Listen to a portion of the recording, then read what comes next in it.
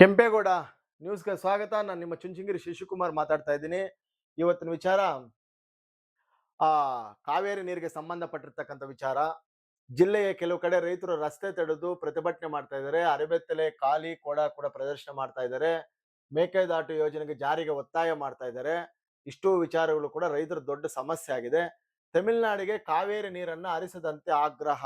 ಈ ಒಂದು ವಿಚಾರದ ಮೇಲೆ ಇವತ್ತು ನಾವು ಚರ್ಚೆ ಮಾಡೋದಾದ್ರೆ, ಚನ್ನಪಟ್ಟಣ ತಾಲೂಕ್ ಕಚೇರಿ ಎದುರುಗಡೆ ರೈತ ಪದಾಧಿಕಾರಿಗಳು ಮತ್ತೆ ಜನರೆಲ್ಲ ಕೂಡ ಭಾರಿ ಸಂಖ್ಯೆಯಲ್ಲಿ ಪ್ರತಿಭಟನೆಯನ್ನು ಮಾಡಿ ವಿರೋಧ ವ್ಯಕ್ತಪಡಿಸ್ತಾ ಇದ್ದಾರೆ. ಮಂಡ್ಯ ಕಡೆ ಕೂಡ ಗಲಾಟೆಗಳು ನಡೀತಾ ಇದೆ. ಕಾವೇರಿ ನೀರು ನಿಯಂತ್ರಣ ಸಮಿತಿ ಆದೇಶವನ್ನು ಧಿಕ್ಕರಿಸಿ ಯಾವುದೇ ಕಾರಣಕ್ಕೂ ತಮಿಳುನಾಡಿಗೆ ಕಾವೇರಿ ನೀರನ್ನು ಹರಿಸಬಾರದು ಅಂತಕ್ಕಂತ ಒಂದು ವಿಚಾರದ ಬಗ್ಗೆ ಪ್ರತಿಭಟನೆಗಳು ನಡೀತಾ ಇದೆ. ರಾಜ್ಯ ಸರ್ಕಾರ ಕರ್ನಾಟಕ ಜನರ ಹಿತಾಸಕ್ತಿಯನ್ನು ಕಾಪಾಡಬೇಕೆಂದು ಒತ್ತಾಯಿಸಿ ರಾಜ್ಯ ರೈತರ ಸಂಘದ ತಾಲೂಕು ಕಚೇರಿ ಮುಂದೆ ಪ್ರತಿಭಟನೆ ನಡೀತಾ ಇದೆ. ಕರೆಕ್ಟ್ ಆಗಿದೆ. ಈಗ ಸರ್ಕಾರನೇ ಕಣ್ಣು ಮುಚ್ಕೊಂಡಿದ್ರೆ ನೀವೆಲ್ಲ ತೆರೆದು ಏನ್ ಮಾಡ್ತೀರಿ? ಕಣ್ಣು ನೀವು ಮುಚ್ಕೊಬೇಕಷ್ಟೇ. ಈಗ ಪ್ರತಿಭಟನೆ ಉದ್ದೇಶಿಸಿ ಮಾತನಾಡಿದ ರೈತರ ಸಂಘದ ವಿಭಾಗ ಯಾರೋ ಉಪಾಧ್ಯಕ್ಷರಾಗಿರ್ತ ಮಲ್ಲಯ್ಯನವರು, ಕೆಆರ್ಎಸ್ ಜಲಾಶಯದಲ್ಲಿರ್ತಕ್ಕಂಥ ನೀರು ನೈಜ ಸ್ಥಿತಿಯನ್ನು ಕಾವೇರಿ ನೀರು ನಿಯಂತ್ರಣ ಸಮಿತಿಗೆ ಮನವರಿಕೆ ಮಾಡುವಲ್ಲಿ ಅಧಿಕಾರಿಗಳು ಹಾಗೂ ರಾಜ್ಯ ಸರ್ಕಾರ ವಿಫಲವಾಗಿದೆ. ಅಧಿಕಾರಿಗಳಿಗೂ ಕಣ್ ಕಾಣಲ್ಲ. ವಿಫಲವಾಗಿದೆ ಅಂದ್ರೆ ಯಾವ ತರ? ಈಗ ಬರಗಾಲ ಬಂದಿದೆ, ಕೆಆರ್ಎಸ್ ನೀರಿಲ್ಲ, ಸುಮಾರು ಎಕರೆಗಳಿಗೆ ನೀರು ಅಥವಾ ಕುಡಿಲಿಕ್ಕೆನೆ ನೀರಿನ ಸಮಸ್ಯೆ ಆಗ್ತಕ್ಕಂಥ ಪರಿಸ್ಥಿತಿ ನಿರ್ಮಾಣ ಆಗಿದೆ ಬೆಂಗಳೂರು ಮತ್ತೆ ಮಂಡ್ಯ ಈ ಕಡೆ ಎಲ್ಲ. ಅಂತ ವಿಚಾರದಲ್ಲಿ ನೈಜ ಚಿತ್ರಣವನ್ನ ಆ ಮಂಡಳಿಗೆ ಮನವರಿಕೆ ಮಾಡ್ಬೇಕಂದ್ರೆ ಆ ಮಂಡಳಿಗೆ ಕಣ್ಣಿಲ್ವಾ? ಕಣ್ಣಿಲ್ಲ ಅಂತಂದ್ರೆ ಇವ್ರಿಗಾದ್ರೂ ಇದೆಯಲ್ಲ ಅಧಿಕಾರಿಗಳಿಗೆ, ಇವ್ರಿಗಿಲ್ಲ. ಕಾವೇರಿ ನೀರು ನಿಯಂತ್ರಣ ಸಮಿತಿಗೂ ಕೂಡ ಕಣ್ಣಿಲ್ಲ. ಕರ್ನಾಟಕದ ಅಧಿಕಾರಿಗಳು ಕೂಡ ಅಂದ್ರೆ ನೀರಾವರಿ ಅಧಿಕಾರಿಗಳು ಸಂಬಂಧಪಟ್ಟವರು ಕೂಡ ಕಣ್ ಕಾಣಿಸಲ್ಲ. ರಾಜ್ಯ ಸರ್ಕಾರಕ್ಕೆ ಎರಡೂ ಕಣ್ಣಿಲ್ವೇ ಇಲ್ಲ. ಇದರ ಪರಿಣಾಮ ರಾಜ್ಯದ ಜನರು ಸಂಕಷ್ಟಕ್ಕೆ ಸಿಲುಕಾಗ್ತಕ್ಕಂಥ ಪರಿಸ್ಥಿತಿ ಕೂಡ ನಿರ್ಮಾಣ ಆಗಿದೆ. ಈ ವಿಚಾರವನ್ನ ನಾವು ಮಾತಾಡ್ಬೇಕಾಗಿದೆ. ಈಗ ಇದ್ರ ಜೊತೆಗೆ ಏನಾಗಿದೆ, ರೈತರನ್ನ ವಿರೋಧಿಸಿಕೊಂಡು ಆಡಳಿತ ನಡೆಸುವ ಯಾವುದೇ ಸರ್ಕಾರ ಕೂಡ ಉಳಿದಿಲ್ಲ. ಗೊತ್ತಿದೆ, ಅದು ಎಲ್ಲರಿಗೂ ಗೊತ್ತಿದೆ. ಮತ್ತೆ ಓಟ್ ಹಾಕೋರು ಕೂಡ ನಾವೇ ಅಲ್ವಾ? ನೆಕ್ಸ್ಟ್ ಈ ವರ್ಷ 5 ವರ್ಷ ಇರ್ತಾರೆ, ನೆಕ್ಸ್ಟ್ 5 ವರ್ಷಕ್ಕೆ ಬೇರೆ ಯಾರೋ ಬರ್ತಾರೆ. ನಾವು ಮಾಡ್ತಾ ಇರೋ ಕೆಲಸ ಅದೇನೆ. ರಾಜ್ಯದ ಕುಡಿಯುವ ನೀರನ್ನು ತಮಿಳುನಾಡಿಗೆ ಹರಿಸಿದ್ರೆ ಸರ್ಕಾರ ಇದರ ಪರಿಣಾಮವನ್ನು ಎದುರಿಸಬೇಕಾಗ್ತದೆ. ಏನಾಗ್ತದೆ? ಚುನಾವಣಾ ಟೈಮ್ ಅಷ್ಟೊತ್ತಿಗೆ ಮರೆತು ಹೋಗ್ತದೆ. ಮುಖ್ಯಮಂತ್ರಿ ಈ ವಾಸ್ತವವನ್ನು ಅರಿತು ರಾಜ್ಯದ ಹಿತವನ್ನು ಕಾಪಾಡಬೇಕು ಅಂತೇಳಿ ಅವರು ಆಗ್ರಹ ಮಾಡ್ತಾರೆ. ಯಾರಿಗೆ? ಸರ್ಕಾರದವರಿಗೆ. ಮಾತಾಡೋಣ ಮುಖ್ಯಮಂತ್ರಿಗಳ ಬಗ್ಗೆ, ಆಮೇಲೆ ಇದ್ರಲ್ಲೇ ಡಿಸ್ಕಷನ್ ಮಾಡೋಣ.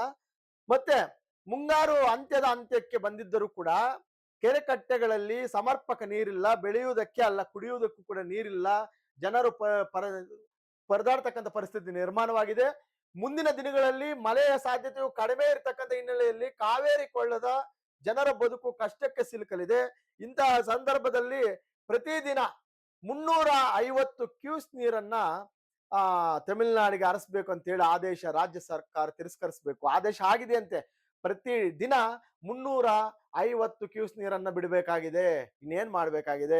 ಇದು ರೈತರಿಗೆ ಮರಣ ಶಾಸನ ಇದ್ದಂಗೆ. ಇದು ಸರ್ಕಾರ ತಿರಸ್ಕರಿಸಬೇಕು ಅಂತ ಒತ್ತಾಯ ಮಾಡ್ತಾ ಇದ್ದಾರೆ. ಜೊತೆಗೆ ಏನಾಗಿದೆ ಇಲ್ಲಿ, ಅವ್ರಿಗೆ ಎಲ್ಲಾ ಸಂಘಟನೆಗಳು ಕೂಡ, ಪ್ರತಿಯೊಂದು ಸಂಘಟನೆ ಕೂಡ ಇದಕ್ಕೆ ಯಾವತ್ತೂ ಅಷ್ಟೇನೆ, ಎಲ್ಲ ಈ ಕಾವೇರಿ ನೀರು ಅಂತ ಬಂದಾಗ ಇದೇನಾಗಿದೆ, ಇದೊಂದು ದೊಡ್ಡ ನಮ್ಮ ಕರ್ನಾಟಕಕ್ಕೆ ಇದು ಈ ರಾಜ್ಯ ಇರೋ ತನಕ ಕೂಡ ಈ ಸಮಸ್ಯೆ ಹೋಗಲ್ಲ ಅನಿಸ್ತದೆ. ಆ ಮಟ್ಟಕ್ಕೆ ಇದನ್ನ ಮಾಡ್ಕೊಂಡ್ಬಿಟ್ಟಿದ್ದಾರೆ. ರೈತರ ಒತ್ತಾಯ ಏನು? ಆ ಕೆಆರ್ಎಸ್ ಪ್ರಾಧಿಕಾರ ನೀರಿದೆಯಲ್ಲ, ಅದು ಚನ್ನಪಟ್ಟಣದಲ್ಲೇ ಪ್ರತಿಭಟನೆ ಮಾಡ್ತಾ ಇದ್ದಾರೆ. ಎಲ್ಲಾ ತಾಲೂಕುಗಳು ಕೂಡ ಮೇಜರ್ ಆಗಿ ಇದ್ರ ಬಗ್ಗೆ ಗಲಾಟೆಗಳು ನಡೀತಾ ಇದ್ದಾವೆ. ರಾಜ್ಯದ ಕುಡಿಯುವ ನೀರಿನ ಹಿತ ಕಾಪಾಡುವಂತೆ ಸರ್ಕಾರಕ್ಕೆ ಆಗ್ರಹ ಮಾಡ್ತಾ ಇದ್ದಾರೆ. ಕೆಆರ್ಎಸ್ ನಲ್ಲಿ ನೀರಿನ ಕೊರತೆ ಇದ್ರೂ ವಾಸ್ತವ ಸ್ಥಿತಿ ಮನವರಿಕೆ ಮಾಡಲು ಸರ್ಕಾರ ವಿಫಲ ಅಂತೇಳಿ ಆರೋಪ ಮಾಡಿ ಪ್ರತಿಭಟನೆಗೆ ಇಳಿದಿದ್ದಾರೆ. ಡೈಲಿ 35 ಕ್ಯೂಸ್ ನೀರನ್ನ ಬಿಡೋಕ್ಕೂ ಕೂಡ ತಿರಸ್ಕಾರ ಮಾಡಬೇಕು ಅಂತ ಸರ್ಕಾರಕ್ಕೆ ಮನವಿ ಸಲ್ಲಿಸಿದ್ದಾರೆ. ಈ ಮೂಲಕ ರಾಜ್ಯ ಸರ್ಕಾರಕ್ಕೆ ಮನವಿ ಕೂಡ ಸಲ್ಲಿಸಿದ್ದಾರೆ. ಇಷ್ಟು ಕೂಡ ಈ ಕಾವೇರಿ ನೀರು ವಿಚಾರಗಳಲ್ಲಿ. ಆಮೇಲೆ ಕೆಆರ್ಎಸ್ ಜಲಾಶಯದ ನೀರಿನ ಸ್ಥಿತಿ ಕುರಿತು ಅಧಿಕಾರಿಗಳ ವಿರುದ್ಧ ಟೀಕೆ. ಆ ಕೆಆರ್ಎಸ್ ಅಲ್ಲಿ ನೀರು ಎಷ್ಟಿದೆ, ಈಗ ನೀರು ಎಷ್ಟು ಬಿಡಬೇಕಾಗಿದೆ ಅಂತ ಅಧಿಕಾರಿಗಳು ಕೂಡ ಅವ್ರಿಗೂ ಕಣ್ಣಿಲ್ಲವ. ಅದಕ್ಕೆ ಹೇಳಿದ್ದು, ತಾಯಿ ಹೃದಯ ಇರ್ತಕ್ಕಂಥ ಅಧಿಕಾರಿಗಳು ಮತ್ತೆ ರಾಜಕೀಯ ನಾಯಕರು ಈ ತರ ಆಡಳಿತ ನಡೆಸಬೇಕು ಅಂತ. ರೈತರ ಹಿತ ಕಡೆಗಣಿಸಿದ್ರೆ ಸರ್ಕಾರಕ್ಕೆ ರಾಜಕೀಯ ಪರಿಣಾಮ ಎದುರಾಗಲಿದೆ ಅಂತ ಹೇಳ್ಬಿಟ್ಟು ಎಚ್ಚರಿಕೆ ಕೊಟ್ಟಿದ್ದಾರೆ. ಈಗ ನಾವೇ ಬೇಕು ಅಂತ ಅನ್ಕೊಂಡಿದ್ವಿ, ಕಾಂಗ್ರೆಸ್ ಸರ್ಕಾರ ಬೇಕು ಅಂತ. ಈಗ ಮುಖ್ಯಮಂತ್ರಿಗಳು ಏನ್ ಮಾಡಿದ್ರು?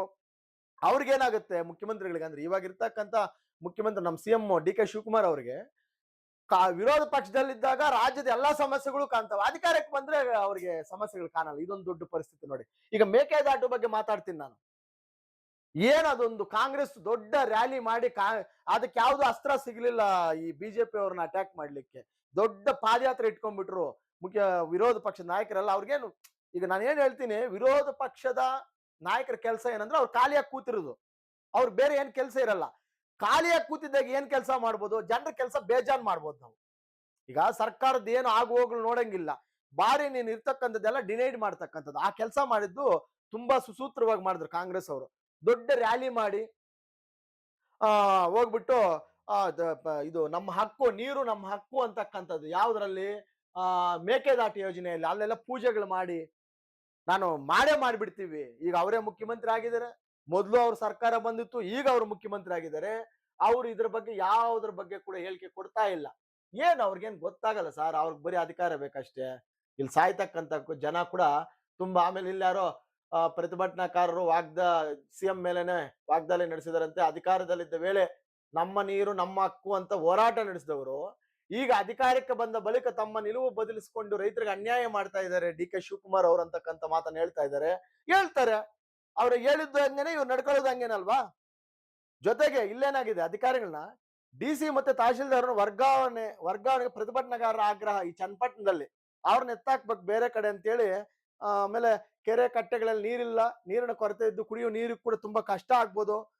ಕಸ್ತೂರಿ ಕರ್ನಾಟಕ ಜನಪರಣ ವೇದಿಕೆ ಕೂಡ ಪ್ರತ್ಯೇಕವಾಗಿ ಆ ಒಂದು ಪ್ರತಿಭಟನೆಯಲ್ಲಿ ಭಾಗವಹಿಸಿ ಅವರು ಹೇಳಿದ್ದಾರೆ. ಮತ್ತೆ ಮೇಕೆದಾಟುಗೆ ಚಾಲನೆ ಕೊಡಬೇಕು ಆಗ್ರಹ ರೈತರದ್ದು. ಇಷ್ಟು ಒತ್ತಾಯ ಅವ್ರು ಮಾಡ್ತಾ ಇರೋದು. ಇದೇ ಕ್ಷೇತ್ರದಿಂದ ನಮ್ಮ ನೀರು ನಮ್ಮ ಹಕ್ಕು ಹೋರಾಟ ಪ್ರಾರಂಭಿಸಿ ಚನ್ನಪಟ್ಟಣದಿಂದ ಅಧಿಕಾರಕ್ಕೆ ಬಂದವರು ಈಗ ಕೊಟ್ಟ ಮಾತು ಮರೆತಿದ್ದಾರೆ. ಮೇಕೆದಾಟು ಯೋಜನೆಯನ್ನು ತಕ್ಷಣ ಆರಂಭಿಸಬೇಕು, ಇಲ್ಲ ಅಂದ್ರೆ ರೈತರ ಸಂಘ ಮೌನವಾಗಿರುವುದಿಲ್ಲ ಅಂತ ಅವ್ರು ಹೇಳಿದ್ದಾರೆ. ಪಾಪ ಏನ್ ಮಾಡ್ತಾರೆ ಸರ್ಕಾರಗಳ ಮುಂದೆ ಎಲ್ಲಾ ಸಂಘಗಳು ಮೌನವಾಗಿರ್ತಾವ. ಅವು ಆ ಒಂದು ಕಮಿಟ್ಮೆಂಟ್ಗಳು ಕೂಡ ಅವಕ್ಕೂ ಇಲ್ಲ. 3.5 ವರ್ಷಗಳ ಆಡಳಿತಾವಧಿ ಕಳೆದಿದ್ದು, ಉಳಿದ ಅವಧಿಯಲ್ಲಾದ್ರೂ ಮೇಕೆದಾಟು ಯೋಜನೆಗೆ ಚಾಲನೆ ನೀಡಿ ಜನರಿಗೆ ನೀಡಿ ಭರವಸೆ ಈಡೇರಿಸಬೇಕು. ಕಾವೇರಿ ಪ್ರಾಧಿಕಾರದ ಆದೇಶ ಪಾಲನೆ ಹೆಸರಿನಲ್ಲಿ ರಾಜ್ಯದ ಹಿತಕ್ಕೆ ಧಕ್ಕೆ ಆಗಬಾರದು ಅಂತಕ್ಕಂಥದ್ದು ಕೂಡ ಆಗ್ರಹ ಮಾಡಿದ್ದಾರೆ. ಈಗ ಇರ್ತಕ್ಕಂಥ ಮುಖ್ಯಮಂತ್ರಿಗಳು ಇನ್ನೇನು 1.5 ವರ್ಷ ಇದೆ ಚುನಾವಣೆ ವರ್ಷ. ಈ ಚುನಾವಣೆ ವರ್ಷದಲ್ಲಿ ಇಂಥ ದೊಡ್ಡ ದೊಡ್ಡ ಪ್ರಾಜೆಕ್ಟ್ಗಳು ಅವ್ರ ಕೈಲಿ ಆಗಲ್ಲ. ಈಗೇನಾದ್ರು ಎತ್ಕೊಂಡ್ರು ಕೂಡ ಅವರು ನೆಕ್ಸ್ಟ್ ಏನಾದ್ರು ಜನ ಏನಾದ್ರು ಇದೇ ಪರಿಸ್ಥಿತಿಗಳು ಮುಂದುವರೆದ್ರೆ ನೆಕ್ಸ್ಟ್ ಯಾವ ಸರ್ಕಾರ ಬರುತ್ತೋ ಅವ್ರಿಗೂ ಚೆನ್ನಾಗಿ ಗೊತ್ತಿರ್ತದೆ. ಒಂದು ವೇಳೆ ಕಂಟಿನ್ಯೂ ಆದ್ರೂ ಕೂಡ ಮಾಡ್ತಾರೆ ಅನ್ನೋದೊಂದು ಡೌಟು. ಒಂದು ವೇಳೆ ಅವ್ರು ಕಂಟಿನ್ಯೂ ಆಗ್ಲಿಲ್ಲ, ಬೇರೆ ಸರ್ಕಾರ ಬಿಜೆಪಿನ ಅದರ ಅಧಿಕಾರ ಕುತ್ಕೊಂತು, ಜೆಡಿಎಸ್ ಬಿಜೆಪಿ, ಅವ್ರು ಏನ್ ಮಾಡ್ತಾರೆ, ನೆಕ್ಸ್ಟ್ ವಿರೋಧ ಪಕ್ಷಕ್ಕೆ ಹೋಗ್ಬಿಟ್ಟು ಈ ಮೇಕೆದಾಟು ಯೋಜನೆ ನನ್ನ ಹಕ್ಕು ನೀರು ಅಂತ ಹೇಳ್ಬಿಟ್ಟು ಅದನ್ನ ಹೋರಾಟ ಮಾಡ್ಕೊಂಡು ಈ ಸಲ ನಾನು ಮಾಡ್ತೀನಿ ಅಂತಕ್ಕಂಥ ಮಾತನ್ನ ಹೇಳ್ತಾರೆ. ನೋಡ್ತಾ ಇರಿ, ಬೇಕಿದ್ರೆ ಬರ್ಕೊಳ್ಳಿ ಈ ವಿಚಾರವನ್ನ. ಆಗಲ್ಲ, ನಾಯಕರಿಗೆ ಬದ್ಧತೆ ಇಲ್ಲ ಅಂತಂದ್ರೆ, ನಾವು ಕೊಟ್ಟಿರೋ ಮಾತು ನಡ್ಸ್ಕೊಳ್ಲಿಕ್ಕೆ ಆಗಿಲ್ಲ ಅಂದ್ರೆ ಏನ್ ಮಾಡಕ್ಕಾಗಲ್ಲ. ಈ ಅಧಿಕಾರ ಇದ್ದಷ್ಟು ದಿನ ಇರ್ತಾರೆ, ನಾವೆಲ್ಲ ಓಟ್ ಹಾಕಕ್ ಇದೀವಲ್ಲ ಕುರಿಗಳ್ತಾರ. ಇಷ್ಟೇ ಈ ಒಂದು ವಿಚಾರ. ನೋಡೋಣ, ಇದು ಯಾವಾಗ್ಲೂ ಇದ್ದಿದ್ದ ವಿಚಾರನೆ.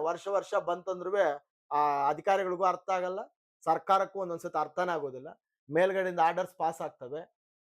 ಆಮೇಲೆ ಈ ಬಂಗಾರಪ್ಪ ಅವ್ರಂತ ಇದ್ದಿದ್ರು ಮಾಜಿ ಮುಖ್ಯಮಂತ್ರಿಗಳು, ದಿವಂಗತರು. ಅವರಷ್ಟು ಕಠಿಣ ನಿರ್ಧಾರಗಳು ತಗೊಳ್ತಕ್ಕಂಥ ನಾಯಕರು ಇನ್ನು ಹುಟ್ಟಿದಾರೋ ಹುಡ್ತಾರೋ ಗೊತ್ತಿಲ್ಲ. ಇವಾಗ ಇರ್ತಕ್ಕಂಥ ನಾಯಕರಿಗಂತೂ ಏನಿಲ್ಲ. ಅವ್ರದ್ದೇನು ಅವರ ಸ್ವಹಿತಾಸಕ್ತಿಗಳು ಬಿಟ್ರೆ ರಾಜ್ಯ ಜನರ ಹಿತಾಸಕ್ತಿಗಳು ಬೇಡಿಸ್ತಕ್ಕಂಥ ನಾಯಕರು ತುಂಬಾ ಕಮ್ಮಿ ಇದೆ. ನೀವು ಕೂಡ ನೋಡ್ಕೊಂಡು ಓಟ್ ಹಾಕ್ಬೇಕು. ಇವತ್ತು ತಂಬಿಗೆಗಳು ಅವು ಇವು ಹಿಡ್ಕೊಂಡ್ ಬರೋದಲ್ಲ. ನಮ್ಮ ಯಾರು ಜನರಿಗೆ ರೈತರಿಗೆ ಯಾರು ಅನುಕೂಲ ಮಾಡ್ತಾರೋ ಅವ್ರು ಅಂತ ನಾಯಕರನ್ನ ಆರಿಸ್ಕೊಬೇಕು. ನೀವು ಹಂಗೆ ಇದ್ರೆ ಅವರು ಹಂಗೆ ಇದ್ದಾರೆ. ನೋಡೋಣ, ಈ ಕಾವೇರಿ ವಿಚಾರ ಇನ್ನು ಎಲ್ಲಿ ತನಕ ಮುಟ್ಟುತ್ತೋ ನೋಡೋಣ. ಆಮೇಲೆ ಈ ವಿಚಾರದ ಬಗ್ಗೆ ಮಾತಾಡೋಣ ಅಂತೇಳಿ ನನ್ನ ಮಾತು ಮುಗಿಸ್ತೀನಿ.